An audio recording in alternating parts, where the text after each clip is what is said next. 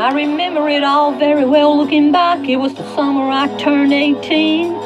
We lived in a one-room rundown shack on the outskirts of New Orleans. We didn't have money for food or rent. To say the least, we were hard-pressed. And Mama spent every last penny we had to buy me a dancing dress. Mama washed and combed and curled my hair, and she painted my eyes and lips. Then I stepped into a satin dancing dress that had a split on the side, clean up to my hip. And it was red, velvet trim, and it fit me good. Standing back from the looking glass, there stood a woman where a half-grown kid had stood. She said, "Here's your one chance, fancy, don't let me die." She said, "Here's your one chance, fancy, don't let me die." Mama dabbed a little bit of perfume on my neck and she kissed my cheek.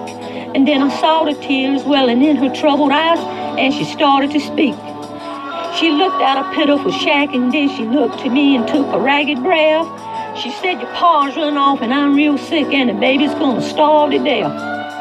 She handed me a heart-shaped locket that said, "To thine own self be true." And I shivered as I watched a roach crawl across the toe of my high-heel shoe. It sounded like somebody else that was talking, asking Mama, "What do I do?" She said, "Just be nice to the gentleman, fancy, they'll be nice to you." She said, "Here's your one chance, fancy, don't let me die." She said, "Here's your one chance, fancy, don't let me die." Lord, forgive me for what I do, but if you won't right, well, it's up to you. You're gonna get on that. Girl, your mama gonna move uptown. Well, that was the last time I saw my mom when I left that rickety shack. The welfare people came and took the baby. Mama died, and I ain't been back. But the wheels of fate had started to turn for me. There was no way out, and it wasn't very long till I knew exactly what my mama had been talking about. I knew what I had to do, but I made myself a solemn vow that I was gonna be a lady somehow, though I didn't know when or how. But I couldn't see spending the rest of my life with my head hung down in shame. You know, I might have been born just plain white trash, but Fancy was my name. She said, "Here's your one chance, Fancy, don't let me die." She said, "Here's your one chance, Fancy, don't let me die."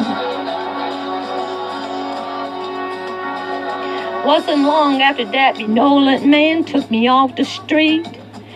And 1 week later, I was pouring his tea in a 5-room hotel suite. I charmed the king, a congressman, an occasional aristocrat. Then I got me a Georgia mansion in an elegant New York townhouse flat. And I ain't done that.